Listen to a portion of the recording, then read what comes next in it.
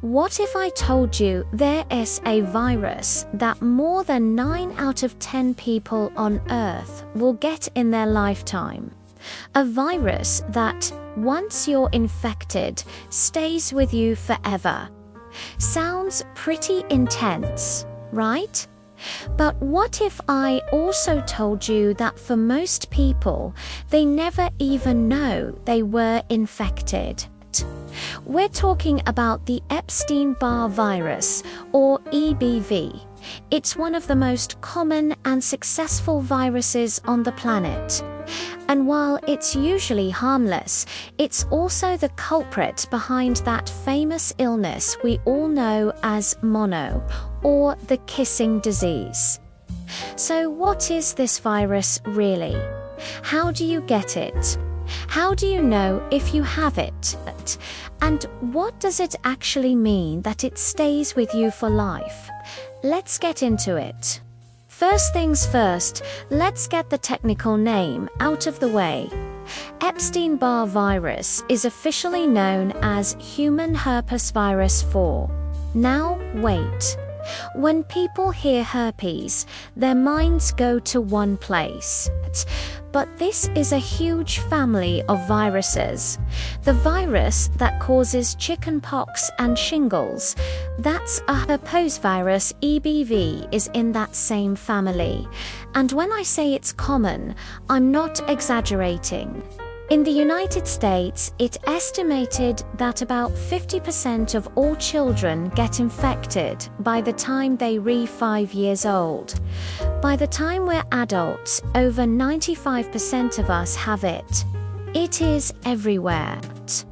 For the vast majority of those kids, it's what we'd call a stealth infection. They get it, their body fights it off, and they might have a slight fever or a runny nose or, most likely, no symptoms at all. Their parents just think it's a minor cold, but if the virus misses you as a kid and you get infected for the first time as a teenager or a young adult, your body reacts differently. That's when we see infectious mononucleosis or mono-boo. So why the nickname the kissing disease? Well, it's a huge clue. EBV is incredibly contagious and it spreads through saliva. The virus is very concentrated in a person's spit, so the main ways it's transmitted are kissing, obviously. That's the most direct route, but also sharing drinks, sharing utensils like a fork or spoon, or even sharing a toothbrush. It can also live on objects that have been drooled on, which is a big reason it spreads so easily among toddlers. One kid puts a toy in their mouth, another kid picks it up, and that's all it takes. And here's the really tricky part. You don't have to be sick to spread it.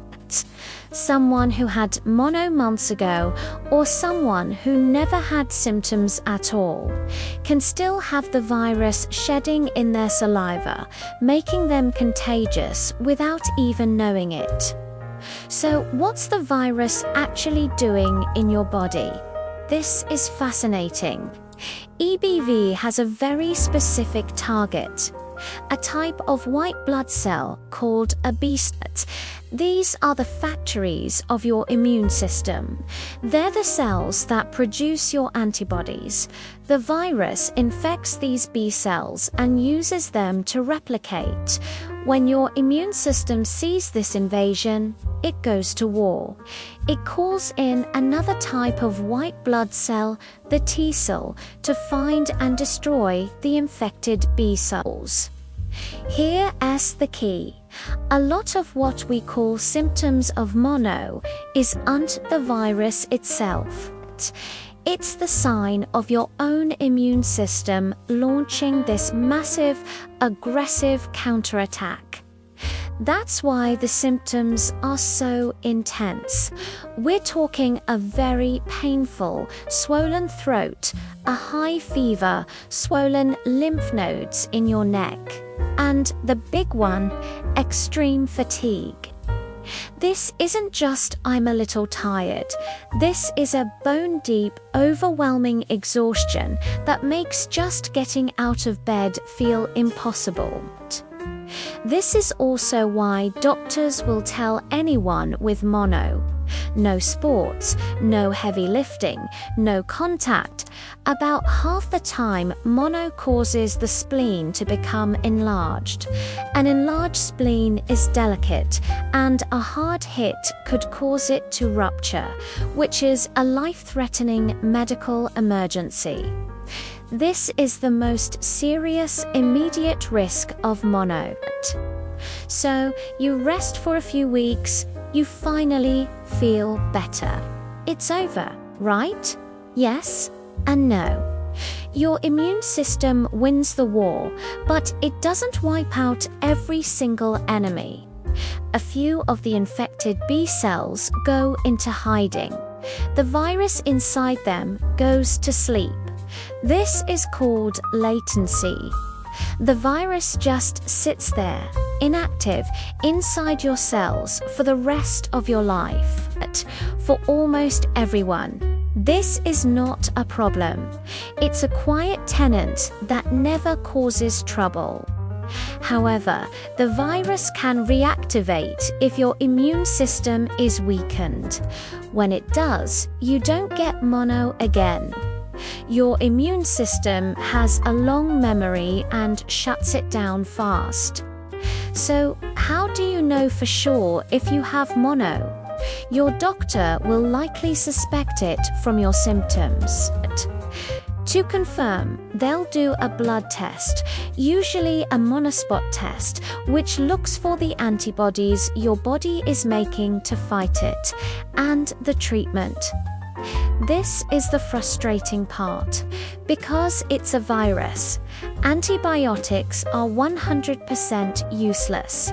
There is no cure. The treatment is supportive care. That means rest, and then rest some more. Stay super hydrated, and take over the counter-pain relievers for the fever and pain. And again, no physical strain until your doctor gives you the all clear.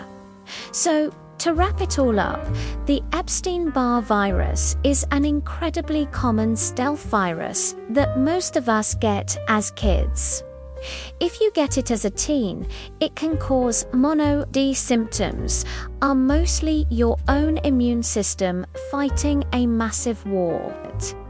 And once you have it, it stays with you for life, sleeping quietly in your cells.